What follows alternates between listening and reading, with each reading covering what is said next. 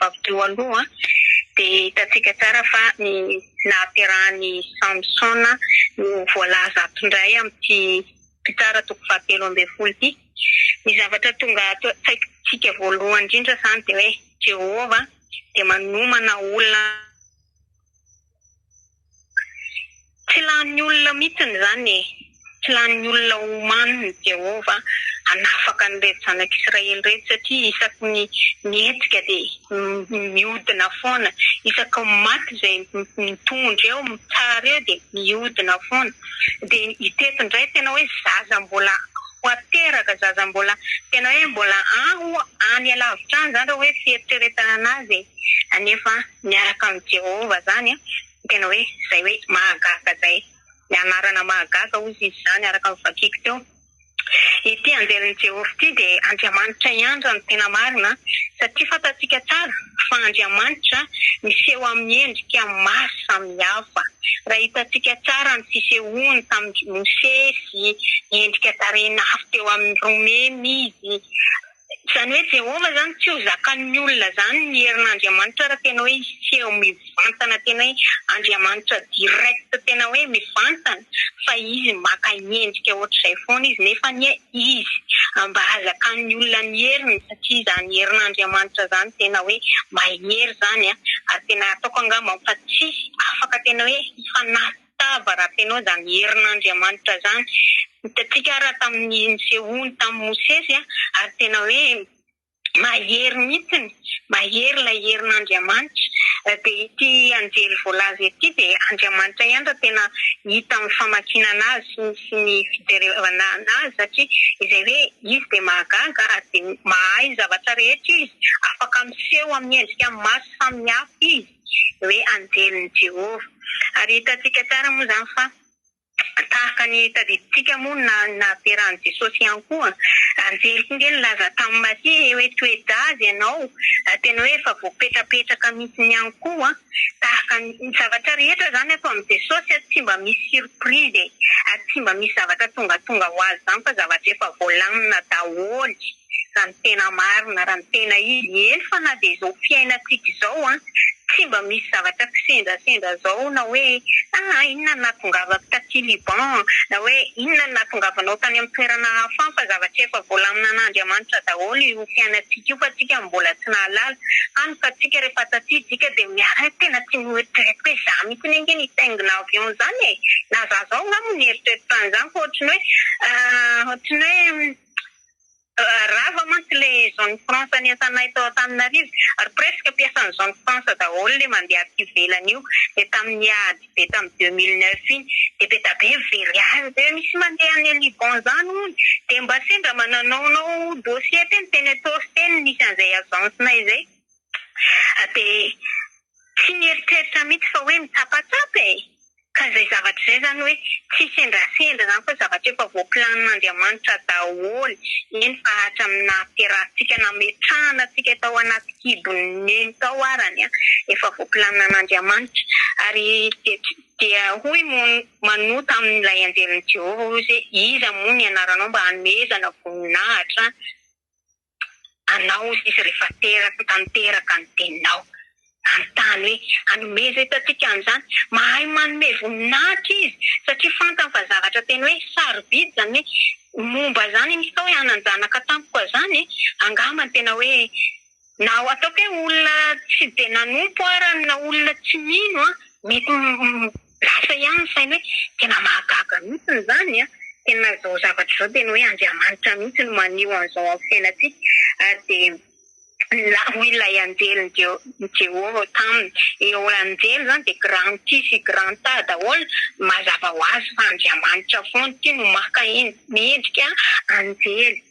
Dia nahoana ozy izy ianao no manontany ny anarako fa mahagaga ny anarany, mahagaga ny anara, mahagaga izany ozy izy tena mahagaga mihitsy izany ianao ozy mbola manontany fa nefa ny dia mahagaga ihany koa ilay anjely izay niteny tamin'izy mivady rehetra dia araka izany moa dia nanao fanatra izay moa koa ny taloha isaky misy fifalim-po misy zavatra hoe anomezana voninahitra an'Andriamanitra dia izay hoe manao fanantitra zay. Ary teo amin'ny fanantitra mihitsy ny ihany koa tena mbola nisehoany hoe niakatra ilay fanantitra, izany hoe nakasitrahan'Andriamanitra ilay fanantitra nataon'izy mivady. Dia hita tao anatin'ilay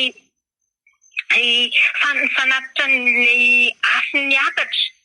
Ilay setroka zany moa zany hoe mety niakatra fa niendrika tarehana afo ihany koa niakatra. Hita tao dia nijery maso mihitsy eo amin'ny vatsika io moa.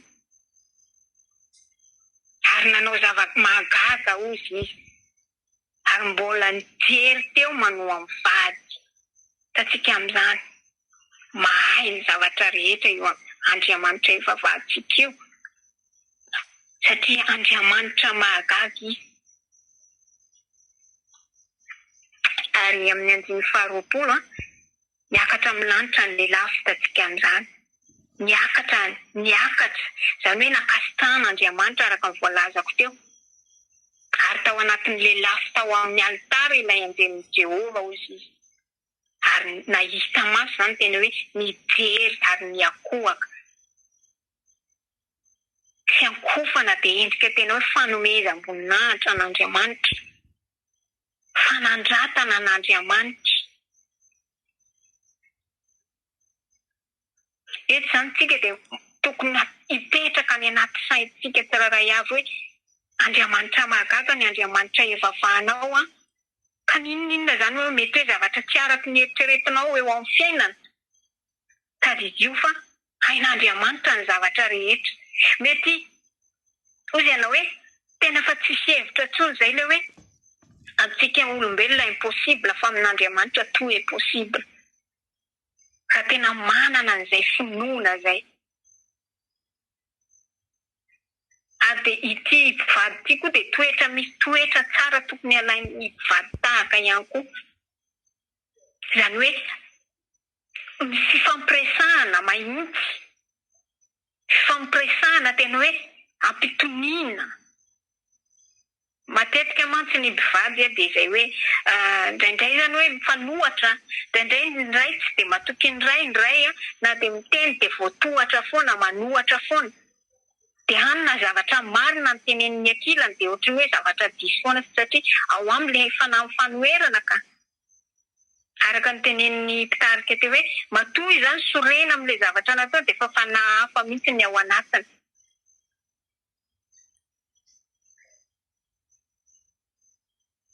Satria Andriamanitra dia efa niasa tamin'izy mivady reto. Ampitoerana zaza, ampitezaina zaza hamonjy an'ireto zanak'Israely reto hoe zaza efa voatokana ho an'Andriamanitra. Andriamanitra mantsy rehefa tena hoe manokana zavatra ho azy izay tena hoe ity dia efa anafy hampanaoviny, irahany.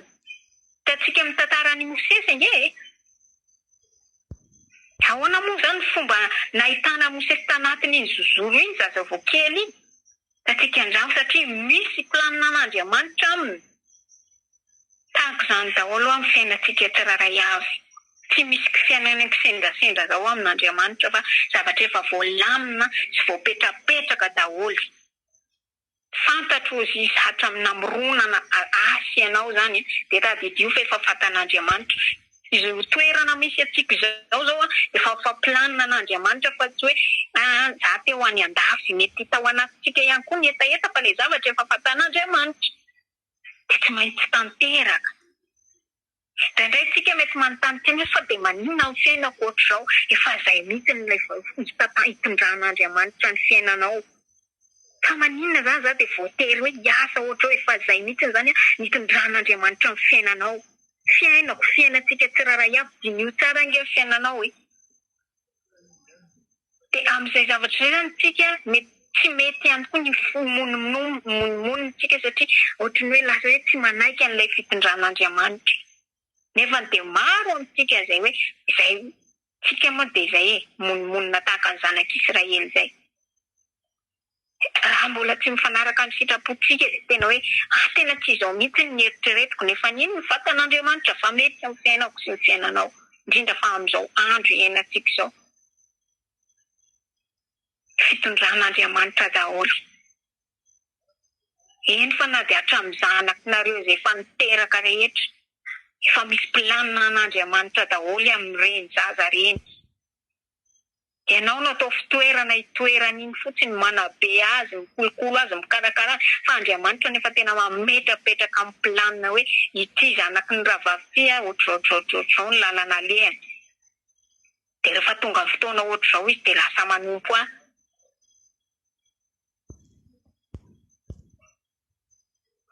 Fiasan'Andriamanitra tsy mba mitovy amin'ny fiasan'olombelona ary ny fitondran'Andriamanitra ihany koa tsy mba mitovy amin'ny fitondran'olombelona. Sy ny fisainan'olombelona, fisainan'Andriamanitra tena hafa ny fisainan'olombelona. Tsy takatry ny saintsika, ny fiasany sy ny fomba fitondrany.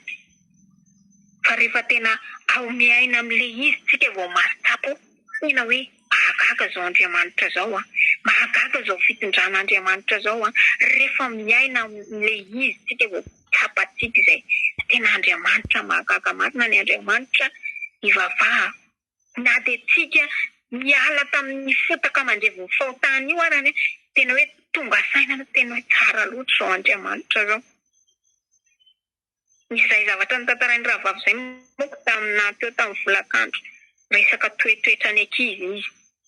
Dia hoy izy ilay ankizy anankiray hoe raha tamin'izaho mbola taloha izy dia tena hoe tsy nahataty afa dia tenenako tena hoe niadiko fa tena hoe manova olona mihitsy ny Jesosy. Hitantsika amin'izany fa Jesosy dia mahagaga mihitsy ny fomba fiasany, tsy takatry ny saintsika. Ka tadidio fa ninona zavatra miseho eo aminao ninona zavatra andalovanao efa vao planina an'Andriamanitra amin'ny fiainantsika tsirairay avy. Ka izay rehetra mahasoa antsika izay ihany no tanterahany eo amin'ny fiainako sy amin'ny fiainanao. Amen. Nahatra ho averiko amin'i Jesosy irery ihany makasitraka ny tompoko nandraikitra nanome fitenenana ao amin'ny 5:20 izay mandray manaraka atao ny mpitsara toko 7:20.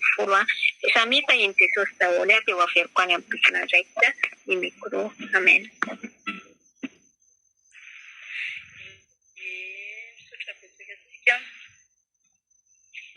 Araka ny voalazany teo izay moa hoe samy manana ny fihevitr'Andriamanitra sy vao fihevitsika samy manana ny tondran'Andriamanitra fiainantsika.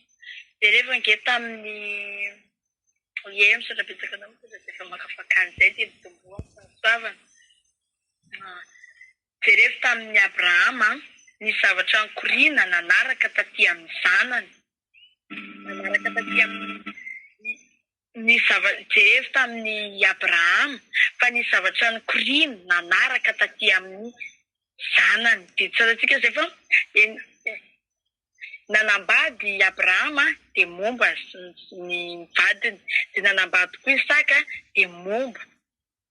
Ohatrin'ny ny zavatra niampita ohatrany teo amin'ny tsaiko telo angamba ny dadany dia ny zanany dia ny anankiray koa samy momba daholo ny vadin'ireo dia niteraka daholo nefa avy eo. Ny Andriamanitra izany mahafantatra ny hevitra heverana atsika zanak'olombelona ary tsy hahatonga loza atsika, tsy hahatonga ninina atsika izany fa izay no hita fa mahasoa atsika. Dia zao fa raha momba ny vadin'i Abrahama dia momba ve ny vadin'i Isaka dia nanome tsiny andray ve Isaka hoe zao ozina tsy ozina izany raha hoe ozina impossible ny ahozina fa izay nitondran'Andriamanitra ny fiainan'ny zareo. Matoa izany mbola momba ny olona anankiray ohatra tsy voatery hoe be vokany atao hoe momba tsy any akory teko tena fa rehetrarehetra io miarabolanao mety misy blokazy kely, misy famombanana ipoketranao io mety tsy toerana vola mihitsy momba mipoketranao tena tsisy vola tafiditra mihitsy fa dia tsy azo dia mitsitahitanao dia lasa iza daholo.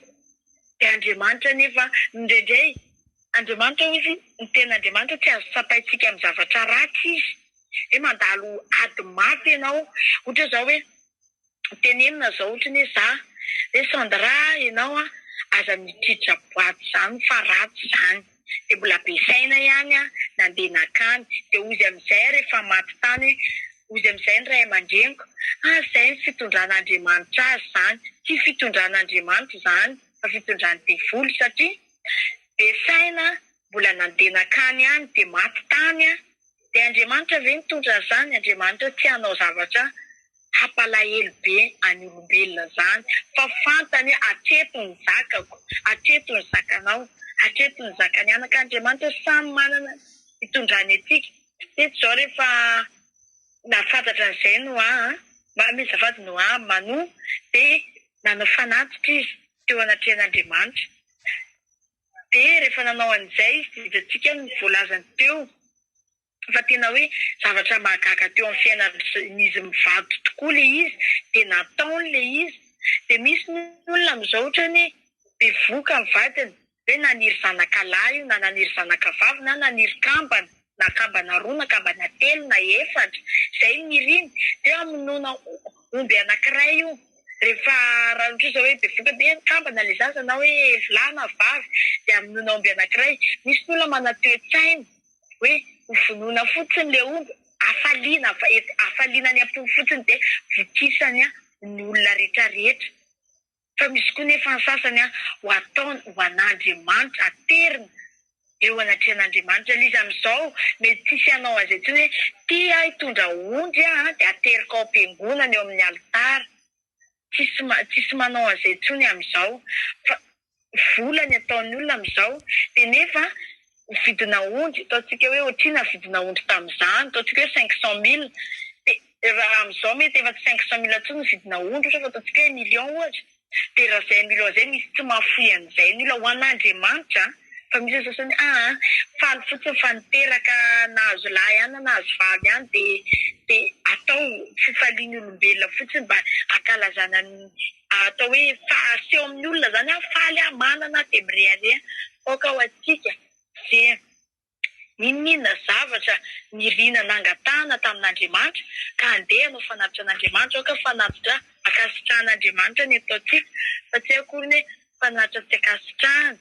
Tsika efa mahafantatra tsara hoe ohatriny ahoana ny miaraka amin'Andriamanitra, ary ny zavatra rehetrarehetra ihany koa misy mikoriana, zavatra tsara.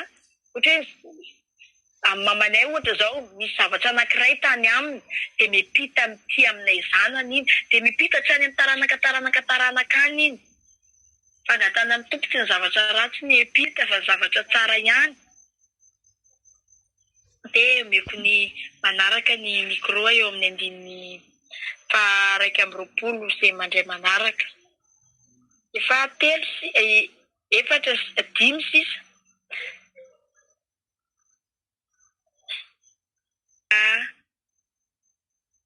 Vavy lova lala menanao ny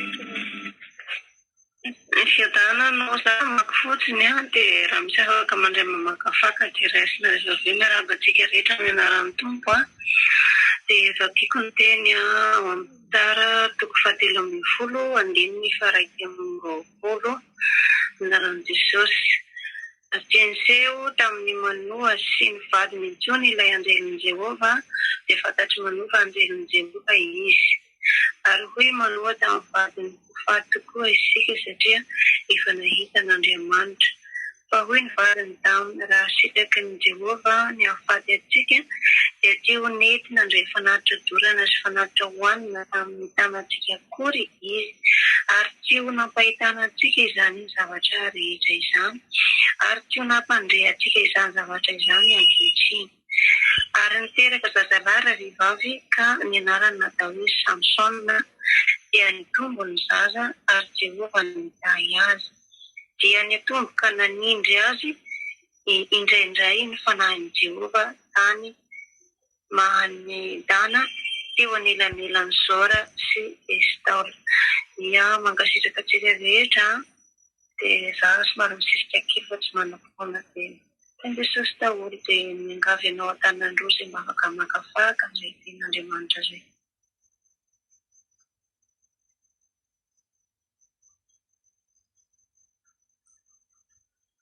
Fotoana kely moa dia misisika kely. Ialatsiny ohatry matetika miverimberina. Araka izay voavakin'ny rahavavy teo izay moa sady efa mifaranana 25 moko ny andinin'izy tato miditra famotinana zany izay mandray amin'ny manaraka. Raha vita izay hoe fanatitra nataon'izy mivady izay teo anatrehan'i Jehova dia araka ny voalazan'ny vavaky Rahavavy teo amin'ny andiam-baika amin'ny roapolo teo hoe ary tsy niseho tamin'ny mona sy ny vadiny tsony ilay anjeliny Jehova dia tamin'izay hoe tsy fisehon'izay tsony zany nahafantarany ny mona fa anjeliny Jehova ilay niseho tamin'izy mivady. Fantatra fa